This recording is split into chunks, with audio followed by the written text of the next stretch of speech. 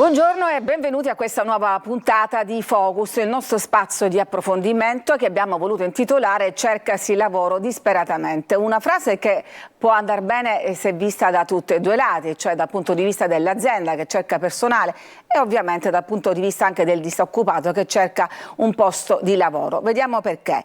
L'ultimo dato a disposizione relativo alla disoccupazione in Sicilia parla di oltre il 46% di disoccupati, eppure il 2023 è stato un anno di ripresa, sono aumentate le aziende, sono aumentati i posti di lavoro, quindi un dato positivo? Ebbene no, perché c'è un problema ed è quello che domanda e offerta in questo campo non si parlano, hanno difficoltà a comunicare.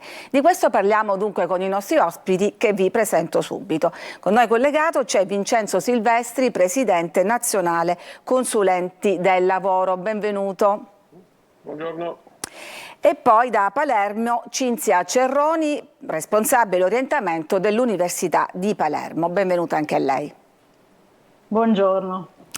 Ecco, partiamo appunto da alcuni dati che a volte spiegano meglio di tante parole. Quindi per la regia la grafica 1. Dicevamo che c'è una ripresa e però, e questo è un dato che è venuto fuori durante il seminario organizzato proprio promosso dai consulenti del lavoro, ben il 40% dei posti offerti nel 2023 è rimasto vacante e la grafica ci spiega come sono articolati: il 22% addirittura per mancanza di candidati, il 13,5% per preparazione inadeguata, il 4% per altri motivi, tanto che spesso le aziende nel 15% dei casi si sono risolte ad assumere dei migranti. Allora, dottore Silvestri, questi sono i dati di cui avete discusso voi nel corso di questi seminari. Qual è lo scenario che c'è dietro questa oggettiva difficoltà di reperire forza lavoro? Sì, allora come emesso appunto dai dati, è evidente il fenomeno di cui non soffre soltanto la Sicilia naturalmente, ma che in Sicilia sicuramente ha una sua accentuazione, che è quello del cosiddetto mismatch, cioè la difficoltà dell'incontro appunto fra domanda di lavoro e offerta. Il paradosso, appunto, come dicevate all'inizio, sta nel fatto che comunque gli indici di disoccupazione rimangono ancora su livelli abbastanza elevati, ma questo fa contraltare una elevata richiesta, appunto, che come abbiamo visto addirittura si attesta sul 40% di difficoltà da parte delle imprese poi di trovare i profili necessari per l'inserimento professionale. E tutto questo, un paradosso di paradossi, mettiamoci anche che il disagio giovanile. Noi abbiamo censiti nel nostro paese 3 milioni di NEET, cioè stiamo parlando di 3 milioni di giovani che in questo momento non stanno studiando, non stanno lavorando e non si stanno neanche formando. Quindi a fronte di un bacino potenziale di soggetti che dovrebbero essere pronti per l'occupazione, dall'altro ci sono le imprese che soffrono. Allora, in estrema sintesi, perché questa discrasia? Per due ordini di motivi, ovviamente andando per grandi approssimazioni, perché il sistema è molto complesso. Uno è la distanza ancora oggi purtroppo forte tra mondo dell'istruzione e della formazione, e mi riferisco sia all'istruzione obbligatoria, secondaria e anche universitaria, e la formazione professionale. E questo allora, di questo ora parliamo poco a poco, in modo da non saltiamo subito alle conclusioni. Un altro dei dati che è venuto fuori da questo seminario è che in Sicilia ci sono pochi laureati rispetto al centro e nord Italia, sono poco preparati e senza esperienza e addirittura 1 su 2 non trova lavoro. Ecco, professoressa Cerroni, l'Università di Palermo, lei è responsabile dell'orientamento, un po' sta cercando di invertire questa tendenza. Con quali iniziative? Allora, intanto ci sono iniziative proprio legate a nuovi corsi di studio più vicini, diciamo, alle esigenze del mondo del lavoro, pertanto si sono attivati già da questo anno accademico corsi di studio proprio professionalizzanti, cosiddetti LP, e per esempio ce n'è uno architettura per le tecnologie digitali, piuttosto che anche quello legato alla nuova professione dei geometri, ma anche un corso di laurea in intelligenza artificiale e uno in ingegneria robotica, un altro corso nella sede di Trapani che è biodiversità e innovazione tecnologica. C'è stato anche un restyling di ingegneria ambientale che ora si chiama infatti ingegneria ambientale e sviluppo sostenibile. Insomma, tutti i corsi di laurea legati chiaramente alle tematiche del futuro o anche attualissime più che del futuro e tematiche anche legate al PNRR. In relazione al PNRR, come dicevo anche al seminario, la Comunità Europea ha dato addirittura un finanziamento per l'orientamento, infatti si chiama PNRR Orientamento, che fa sì che si possano fare dei percorsi agli studenti, in questo caso di scuola secondaria, di 15 ore proprio per orientarli correttamente, proprio per favorire l'immatricolazione all'università e per favorire le lauree, perché appunto noi come paese Italia siamo il paese in Europa che ha il minor numero di laureati e questo la Comunità Europea lo sa, tant'è vero che ha messo nei target del PNRR proprio uno dei target è raggiungere 1 milione di studenti dal 2022 al 2026 con percorsi di orientamento. Ecco, dei corsi di laurea che lei citava sono più vicini probabilmente appunto a quello che chiedono oggi le aziende, ma voi organizzate anche degli stage interni alle aziende, quindi create questo collegamento tra questi due mondi? Sì, assolutamente sì, ci sono stage e tirocini, ma non solo, gli stage e i tirocini sono addirittura finanziati dall'Università di Palermo. L'Università di Palermo dà delle borse di studio agli studenti per svolgere questi tirocini anche fuori dalla Sicilia o addirittura fuori dall'Italia. Quindi quando il ragazzo magari ha piacere di andare in un'azienda che è anche fuori dal territorio siciliano, che ha magari una sede nel territorio siciliano, ma magari altre specializzazioni le tratta in altri territori, lo studente ha un finanziamento proprio per svolgere questo tirocinio. Abbiamo con il sistema abbiamo addirittura più di 2000 aziende convenzionate, chiaramente di varie fattispecie, in queste ci sono anche gli enti, comuni, banche, però ci sono anche tra le aziende dell'ITC piuttosto che la Microelectronics o anche la Maserati, addirittura l'Iro Marlè, cioè ci sono anche grandi colossi e quindi sì, stiamo investendo molto anche in questa direzione. Ecco, vediamo quanto è importante, oltre al titolo di studio, avere anche un'esperienza specifica in quel campo. Lo vediamo con la seconda grafica che abbiamo preparato, in cui si vede che le aziende chiedono addirittura oltre la metà dei candidati ai laureati, si chiede un'esperienza specifica nel settore, al 34% un'esperienza un po' più ampia ma sempre nello stesso settore, solo al 6% un'esperienza generica e altrettanto al 6% non è richiesto alcun tipo di esperienza. Quindi, dottore Silvestri, conferma, insomma, questi sono dati che sono emersi appunto da questo incontro che avete organizzato. È importante, oltre al titolo di studio, avere un'esperienza specifica. Sì, infatti diciamo che questo è uno dei problemi che appunto la formazione deve in qualche modo superare, nel senso che oggi le imprese che hanno esigenza velocissima di adeguare i propri assetti produttivi alla velocità con quale il mercato stesso si innova evidentemente tra virgolette non possono perdere tanto tempo nell'inserimento dei lavoratori all'interno della catena produttiva. Dobbiamo anche non dimenticare l'altro elemento fondamentale che caratterizza il nostro tessuto produttivo italiano, nella fattispecie quello siciliano, cioè dire il fatto che stiamo parlando di imprese, il 95% di piccole e piccolissime imprese. È chiaro che l'impresa più strutturata può anche, tra virgolette, costruire al proprio interno dei percorsi paralleli di inserimento progressivo della forza lavoro, ma la piccolissima evidentemente non è in condizioni di poter affrontare anche dal punto di vista economico questo tipo di inserimento. Ecco che quindi necessita di avere sempre più bisogno di persone che siano già, che comunque abbiano un'esperienza. Quindi ben venga ciò che l'Università di Palermo, ma non solo quella, ha avviato attraverso l'esperimento del tirocino, che poi non è nient'altro che nella sua grande paradigma l'alternanza scuola-lavoro, cioè dire la possibilità per i ragazzi che frequentano i corsi di studio contemporaneamente di avvicinarli anche al mondo delle imprese. Dico, questo è un aspetto estremamente utilissimo e peraltro ci sono anche esperienze estremamente significative, quelle degli ITS, che sono appunto degli studi tecnici superiori, che sono sostanzialmente dei corsi che sostituiscono il percorso di laurea e che sono strutturati proprio attraverso delle convenzioni con imprese, università e mondo produttivo e scuola, per cui il ragazzo, frequentando questi corsi di ITS, di fatto combina sia l'attività ovviamente formativa anche con l'attività concreta all'interno dei propri processi di stage, di tirocinio all'interno delle stesse imprese che fanno parte della filiera che ha costituito l'ITS. Non per nulla l'80% di coloro i quali frequentano questo tipo di licei istituti superiori poi c'è un indice occupazionale per l'intero l'80%, quindi ha un successo occupazionale altissimo.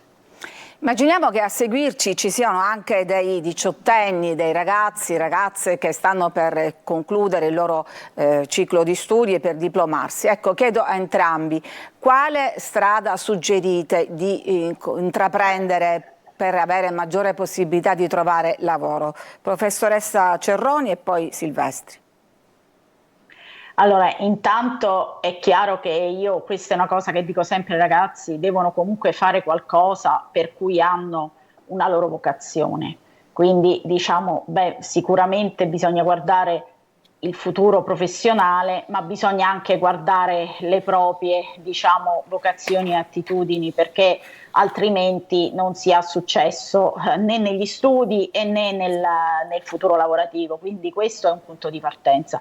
Poi un'altra cosa da considerare è che il lavoro, cosa che è emersa anche nel seminario del 18 marzo, il lavoro è in continua evoluzione, quindi non ci sono più appunto le professioni. Esistono ancora le professioni tradizionali, ma che sono anche loro in continua evoluzione, ma sappiamo bene che le professioni che ci sono oggi, magari tra 5 anni, 10 anni ancora di più, si saranno evolute o ce ne saranno di nuove.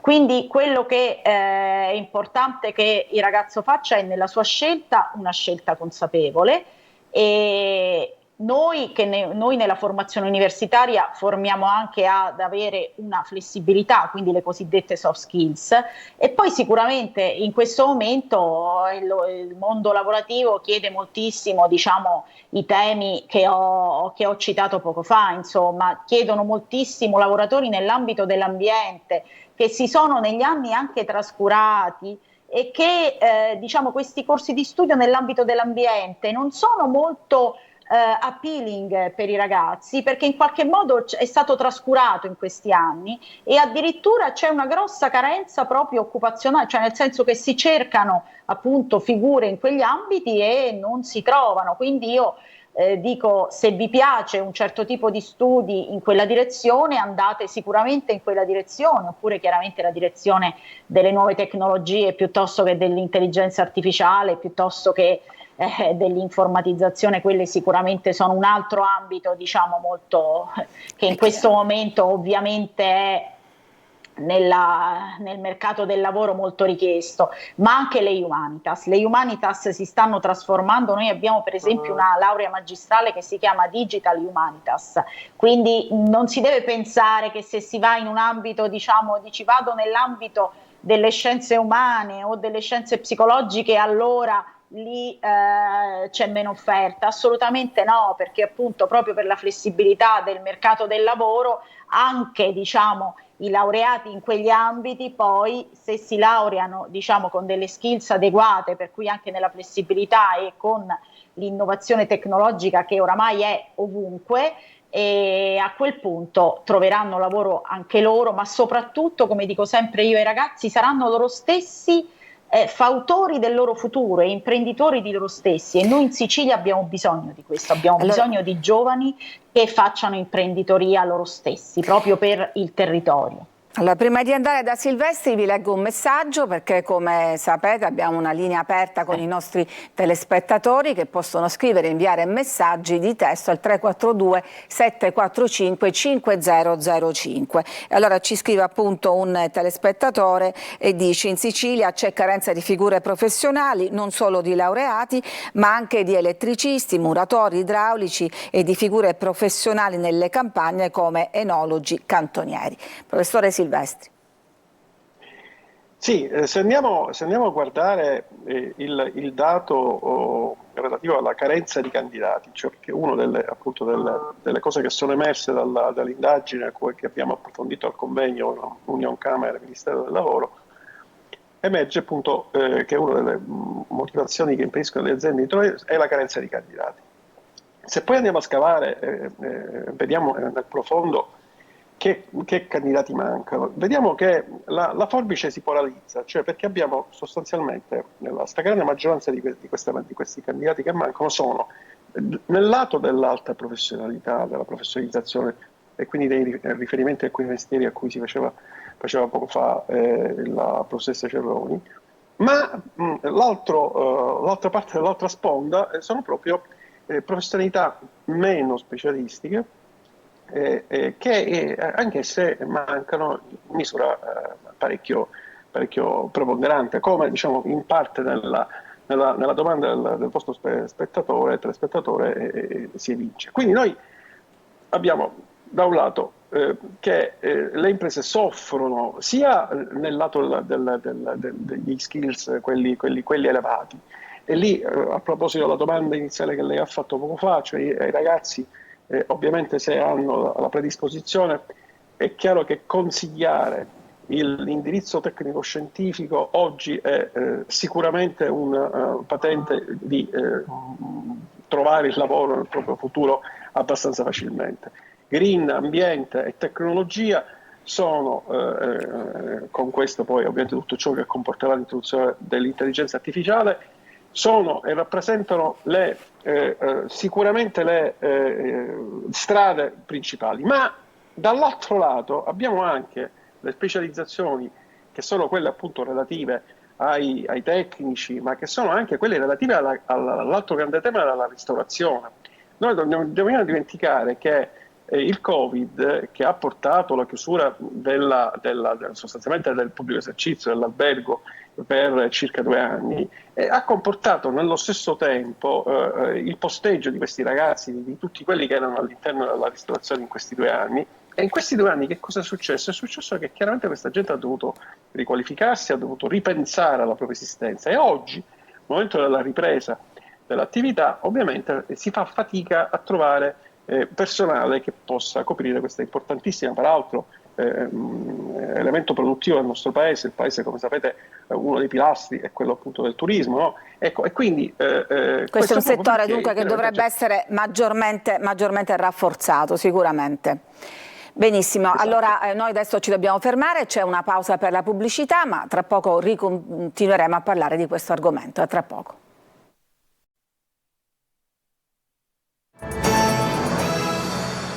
Ed eccoci di nuovo in studio. Intanto do il benvenuto ad Emilio Romano, presidente di Formare, l'associazione datoriale degli enti di formazione. Benvenuto. Grazie, buonasera a lei. Che tra l'altro è collegato proprio da Palermo, perché sono in corso delle riunioni con l'assessorato al lavoro per dare questi nuovi indirizzi. Diciamo subito che le politiche attive hanno subito un grande cambiamento negli ultimi tempi, soprattutto con l'introduzione del programma Garanzia Occupabilità Lavoratori. Il goal è anche la riforma del reddito di cittadinanza ha introdotto nuovi strumenti. Nella prima parte di questa trasmissione abbiamo parlato con il dottore Silvestri e la professoressa Cerroni di come l'università può dialogare con il mondo del lavoro, ma c'è una ricerca ovviamente di occupazione anche ad un altro livello.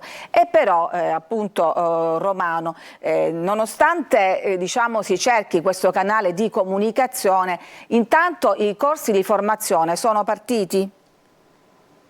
Allora, no, ancora non sono partiti, sono in via stanno per iniziare.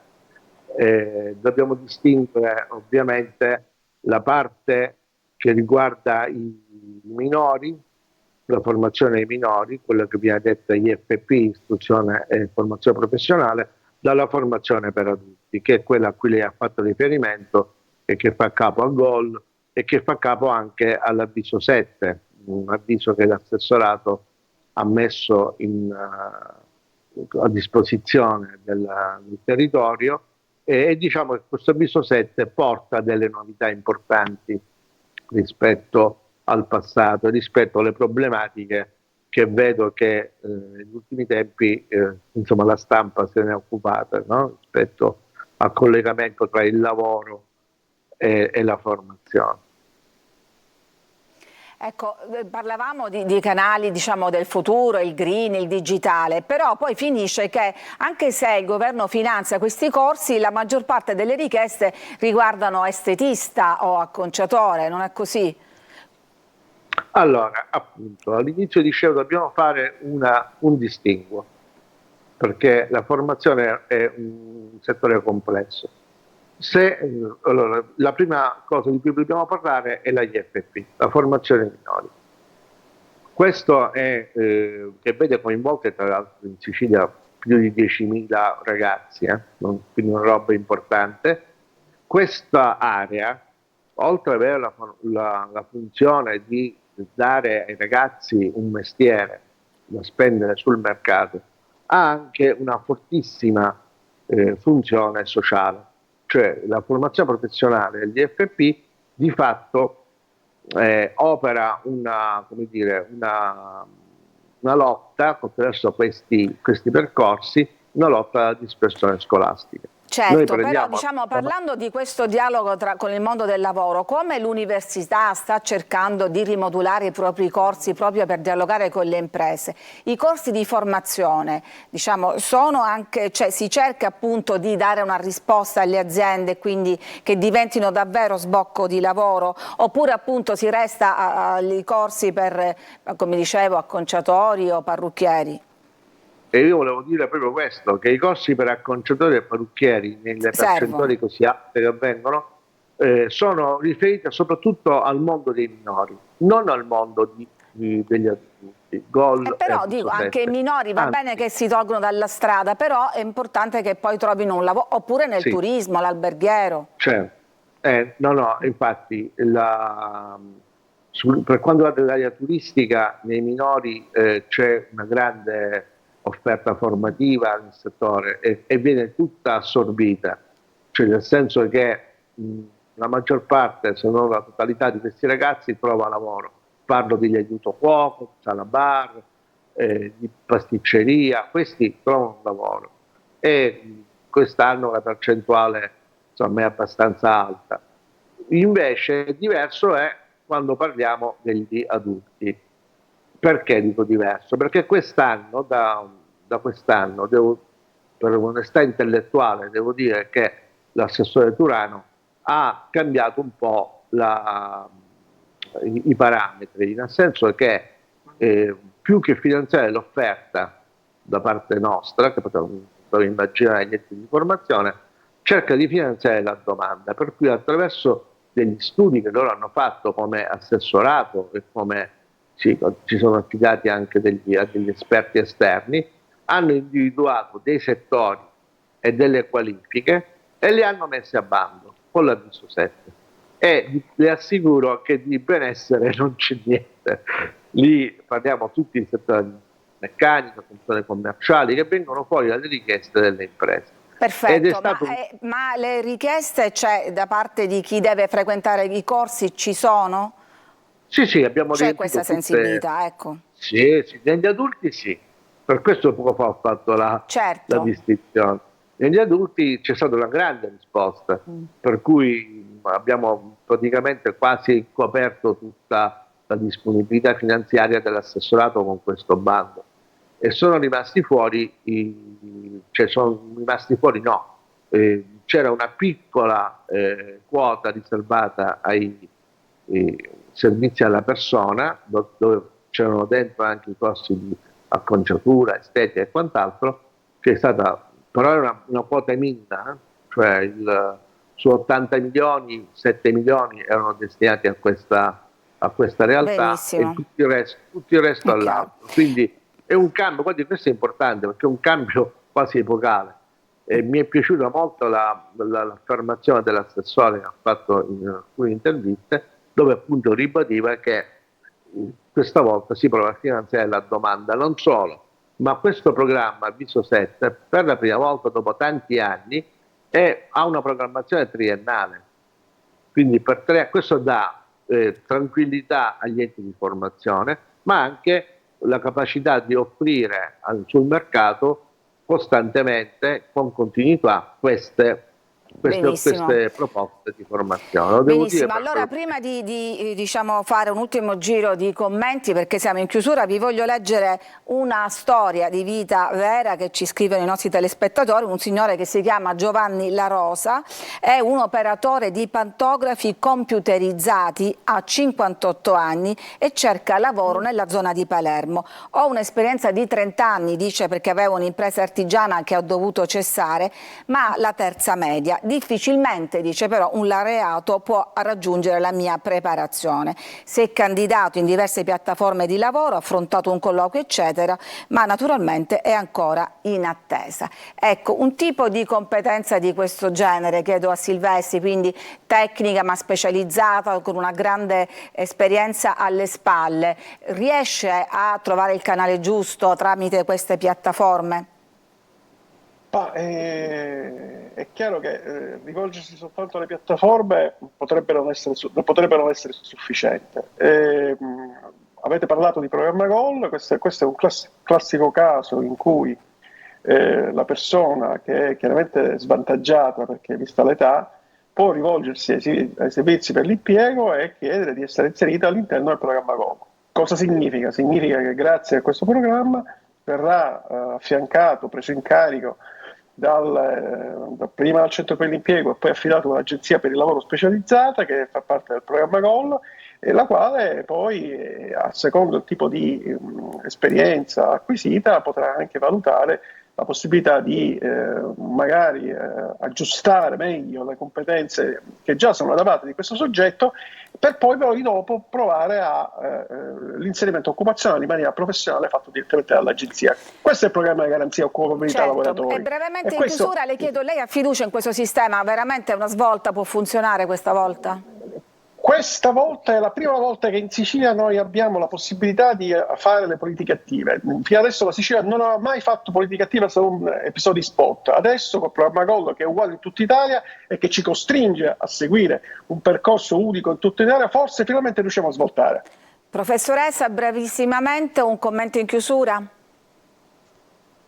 E un commento in chiusura, sì, diciamo, per esempio, guarda, proprio da questo esempio di vita, questa persona che ha questa expertise nei pantografi digitali, guardi, si collegano addirittura anche, poi è chiaro che andrebbe reindirizzato, ma si collegano con attività anche legate a, per esempio, costruzioni di macchine matematiche. I pantografi vengono fatti anche in quell'ambito e addirittura io so che a Modena c'è un'associazione che si occupa di quello, per esempio, ecco. Quindi talvolta appunto fare i collegamenti, ecco, tra appunto programmi che reinseriscono nel mondo del lavoro, collegamenti anche con idee e anche di brevetti, si può trovare alle persone veramente sbocchi occupazionali che uno può non pensare che esistano.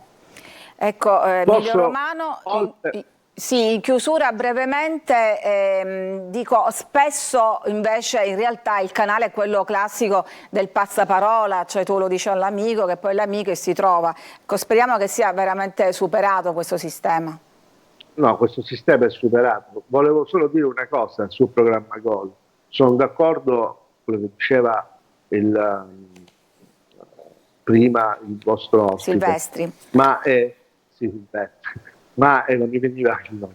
Ma c'è un problema che dobbiamo mettere in evidenza. Gli enti hanno partecipato mettendo in pista tutta una serie di profili professionali che sono stati parzialmente occupati. Però mi domando se un cinquantenne si va a farsi questo costo, quante probabilità c'ha di essere assunto in un'azienda? Ha la probabilità di ricevere il contributo che prevede la legge, di 350 euro. No, 350. E diciamo, cioè, la maggior parte delle persone di questa età mirano questo. Per i più giovani c'è la possibilità, soprattutto se fanno dei percorsi utili come quello che stiamo facendo la maggior parte. Però dico, mettiamocelo in conto questo aspetto qui, per questo poco fa facevo la differenza tra i minori e appunto gli adulti che si iscrivono a queste piattaforme. Purtroppo il tempo a disposizione è finito, quindi io ringrazio Vincenzo Silvestri, Presidente nazionale dei consulenti del lavoro, Cinzia Cerroni, responsabile orientamento dell'Università di Palermo, ed Emilio Romano, Presidente di Formare, l'Associazione di Enti di Formazione. Grazie naturalmente anche a tutti voi che ci seguite da casa.